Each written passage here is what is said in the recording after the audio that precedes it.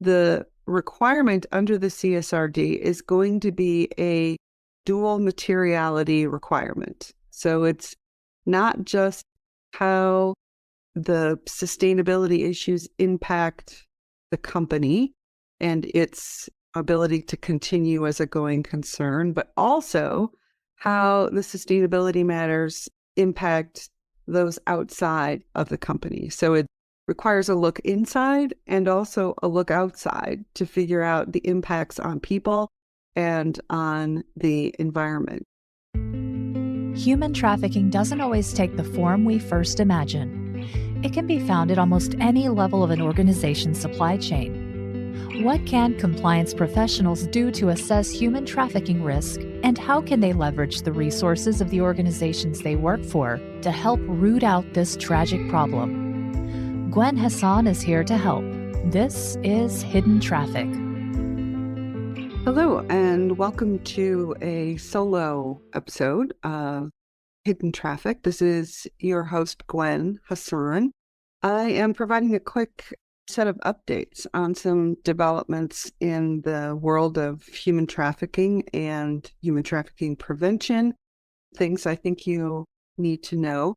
Last year, we had a guest on from Novartis who talked to us a little bit about the EU's new set of regulations related to supply chain and supply chain diligence, and what we thought was coming down the pike in that regard. That was referred to as the NFRD, the Non-Financial Reporting Directive. That was mainly aimed at large EU-listed entities, companies and banks and insurance providers and other large entities that were designated as being large by an EU member state. What has happened is there has now been a new development, and I say new within the last 60 days. It was actually over Thanksgiving here in the United States that the European Council formally adopted a new Corporate Sustainability Reporting Directive, otherwise known as CSRD. It was adopted on November 28th, and it's now due to be signed and published by the European Union's official journal. It is intended to replace the NFRD. It has broadened in scope a bit and now applies to a larger number of companies. It is also designed to kind of align with some other key European Union sustainable financial initiatives that were adopted back in 2021 called the SFDR, so many acronyms, I know, the Sustainable Finance Disclosure Regulation and the EU Taxonomy Regulation. So all of these things together now are designed to align. So the CSRD, the Corporate Sustainability Reporting Directive, now better aligns with the SFDR and the EU Taxonomy Regulation. What does this mean for you? Why do you care? Because the scope of the Corporate Sustainability Reporting Directive is broader than the prior NFRD was. It applies to a larger number of companies, both public and private, and it has a 2026 effective date, in some cases 2028, depending on the size of your company. So the entities that are covered are kind of three categories. There's the micro company and the small company and the medium company, and then everyone else. So a large company is one that is in the EU, so doing business in the EU, or is an EU subsidiary of a non-EU company, and it satisfies at least two of three different criteria. And the three are more than 250 employees on average during the financial year, a net turnover that is more than 40 million euro, and a balance sheet total that is more than 20 million euro. So if you meet two of those three, then your company will be considered a large undertaking under the CSRD. And all of those entities will be subject to this. And the parent of any large entity will also be subject to it as well. As of January 1, 2026, there will be the requirement to comply, but there is an opt-out for small and micro and medium-sized enterprises until 2028. So the definitions of those are obviously less than 250 employees. That makes you a medium-sized enterprise. Less than 50 makes you small, and less than 10 makes you micro. And there's different turnover requirements too. So less than 50 million euro makes you medium, 40 million on an annual basis. Less than 10 million euro makes you small, and less than 2 million euro makes you a micro entity. So from all financial years that start on or after January 1, 2028, all of those entities will have to comply with the CSRD.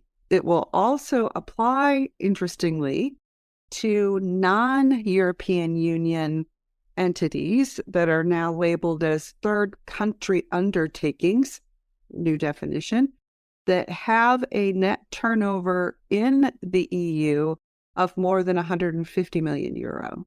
So if they have more than that, and they have either an EU branch office or they are a subsidiary, then it will also apply to those non-EU companies. So there will be additional kind of standards and directions about how to report under the CSRD.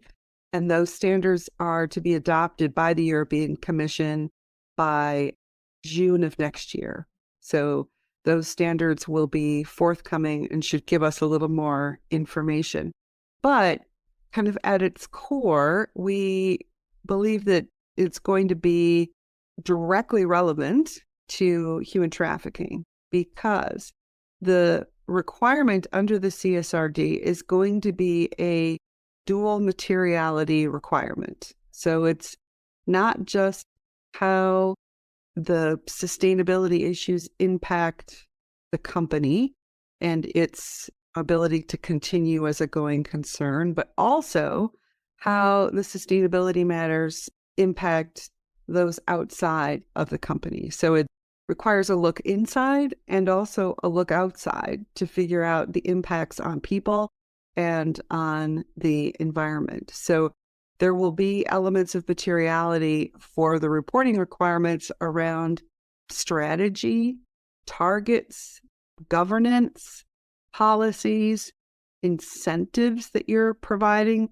due diligence, impacts, remedial actions, risks, and the reporting scope. So all of this information, both qualitative and quantitative, will have to be both forward-looking and retrospective and take into account short, medium, and long-term horizons, both inside and outside of the company. Just reading that all makes me tired, let alone thinking about implementing that.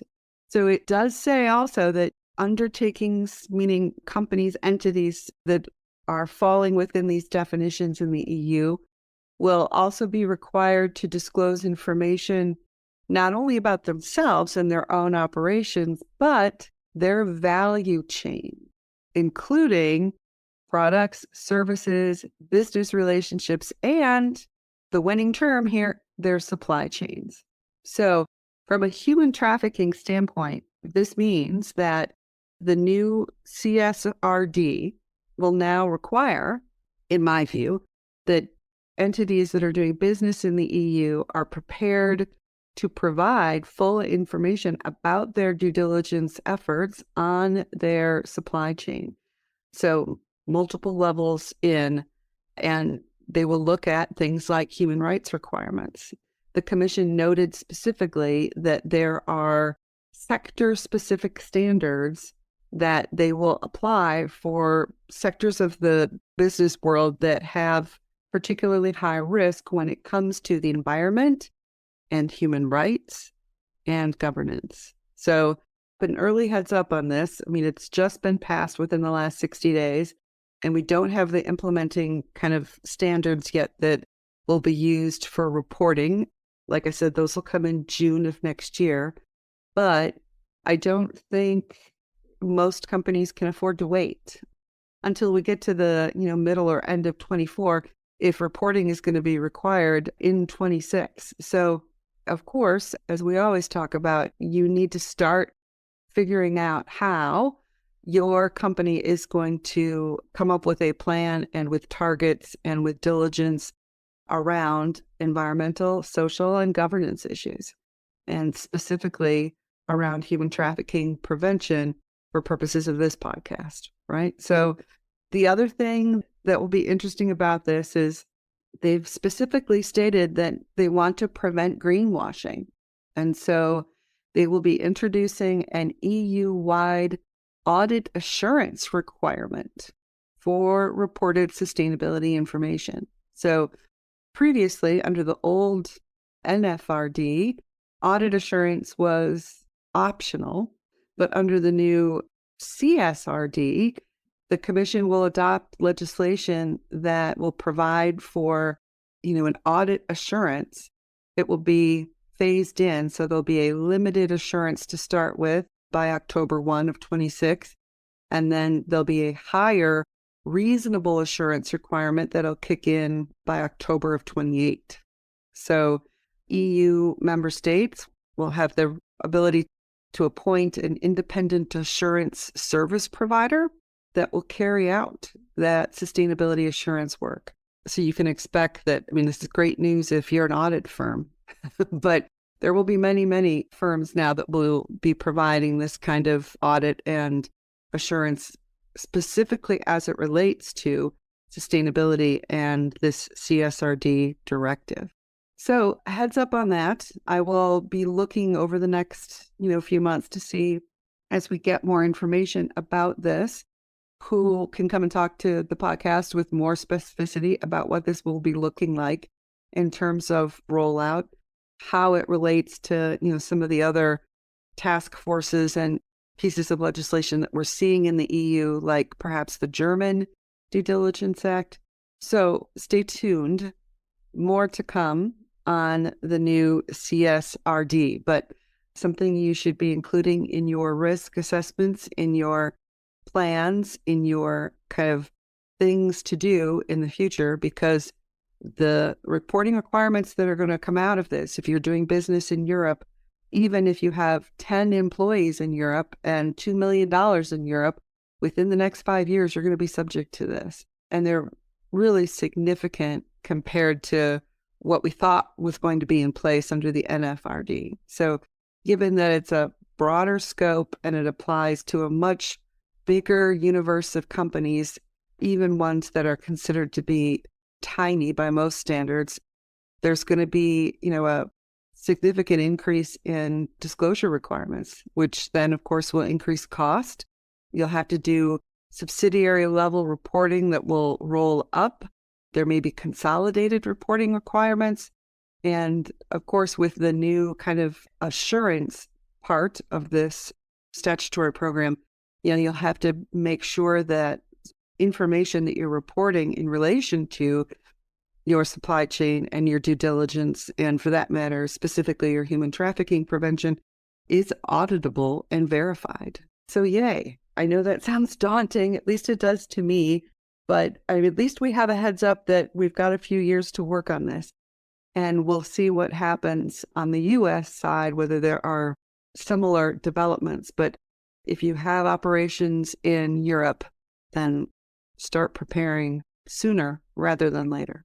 Different topic. This is not specifically a to-do item, but it is an interesting story that I wanted to point out to all of you. If you haven't seen it already, a few days ago, there was an article in Wired magazine, and you can access it online, about Meta and an issue that they are having in Africa, specifically in Kenya. I think this is fascinating. So it's an example of damned if you do, damned if you don't for corporate America. I think people need to be aware of it, especially when it comes to online service providers and social media groups. So the allegations are that a man named Daniel was living in South Africa, and he was offered a job for an outsourcing company. And the outsourcing company is called Sama, and they are based in Nairobi, Kenya. So he moved. He packed up everything and left South Africa and moved to Nairobi so that he could work for this company, Sama. He was hired specifically because of his Zulu language skills, but wasn't very clear as to what he was going to be doing. When he started work, Daniel alleges, he discovered that he would be spending 8 hours a day, or in some cases more, doing content mediation for Meta. And if you're not familiar with the idea of content mediation, it means that Daniel was required to look at some of the most horrific things you can imagine in terms of content on the internet. So posts and videos about child abuse and suicide and beheadings and, just horrible, violent things that Meta has, according to their policy, refused to post on their social media sites. So the only way right now that Meta has to review and to moderate that content is to have people review it, have human beings look at it and decide whether it meets their terms of use and whether or not it can be posted. Daniel was one of those people that was hired to do that through this outsourcing company called Sama.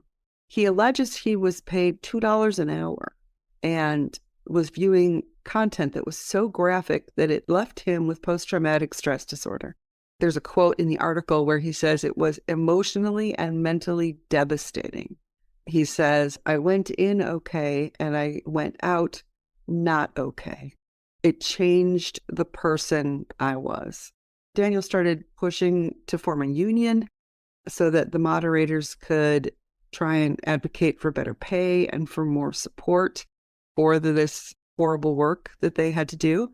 And when he did that, he alleges 6 months in to the job, he was fired. And so he has now filed suit against the outsourcing company Sama and also Meta. Meta, not surprisingly, tried to get themselves removed from the case, saying, we shouldn't be subject to this because this is the outsourcing company Sama. It's not us. And we don't do business in Kenya. So we're not subject to jurisdiction in Kenya. Interestingly, though, the court has ruled that Daniel's case can move forward and that Meta will be required to respond and has not been and will not be dismissed from the case. The court said specifically that Meta can be held accountable under Kenyan law for the psychological damage and labor violations faced by Daniel and the other content moderators that were working there. So I wanted to talk about this because it's estimated that Meta alone has somewhere in the neighborhood of 15,000 moderators that are spread across the world through these different kinds of outsourcing companies. So it reminded me very much of other services and offshoring that companies that are not in the social media space also have. I know there are many manufacturers and consulting firms and law firms, for that matter, that outsource services to quote unquote low-cost countries and do that through a series of agreements with third parties. And the thought process has been largely, okay, well, we're outsourcing these services. We ask the third party that we do business with to certify that they will agree to our code of conduct. And we tell them that they can't engage in human trafficking. And so we've met our burden. We're good. But this kind of case would seem to indicate no, and that doing that, even having contractual clauses in place and doing some level of diligence, is not enough. That companies can still be held potentially liable and subject to the jurisdiction of countries that they aren't physically in except for through a third-party contract arrangement. In this case, the working conditions that are alleged by Daniel violate Kenyan law, and actually under Kenyan law can constitute human trafficking because workers were threatened with being fired or being otherwise penalized if they didn't accept the working conditions that they found themselves in, which was reviewing horribly emotionally damaging content for $2 an hour. So you either accept that or we fire you. And that, allegedly, under Kenyan law, at least according to this Wired article, may qualify as coercion and forced labor and human trafficking. So I bring this up because it's going to be an interesting case to watch and seems to be aligning in an interesting way with like the Uyghur Forced Labor Protection Act, which is close to a system of being held completely liable for anything that happens in your supply chain, even if you're not aware of it, even if you had no knowledge of it, you must, and you will be held to a high standard when human trafficking and forced labor is potentially involved. And as in the Uyghur Forced Labor Protection Act, that high standard is we're going to block your goods until you can prove that they weren't made with forced labor or human trafficking. So it's interesting that we seem to be headed to a place where there's a kind of strict liability applying in supply chain for many types of companies, even internet service provider companies like Meta. So case to watch is that Meta case out of Kenya involving Daniel and his co-workers. So I've raised that because it seems like an interesting trend that we may be at the beginning of in terms of liability for all different types of companies. So keep an eye out. I'll keep you up to date. If I learn of any new developments in the case, I'll certainly report them here. So those are my updates for this solo episode. Get ready for CSRD, that Corporate Sustainability Reporting Directive in the EU. Start looking at whether it affects your company operations and when it might do so. And remember that it's as few as 10 employees and as little as $2 million of turnover within Europe will subject you to that new reporting requirement. And then keep an eye on this Meta case out of Kenya. Thank you very much for listening. And I have a lot of great episodes coming up soon. I'm excited. I'm actually recording one in a few days, one next week, and one the week after. So you'll have new and interesting guests coming soon. So stay tuned.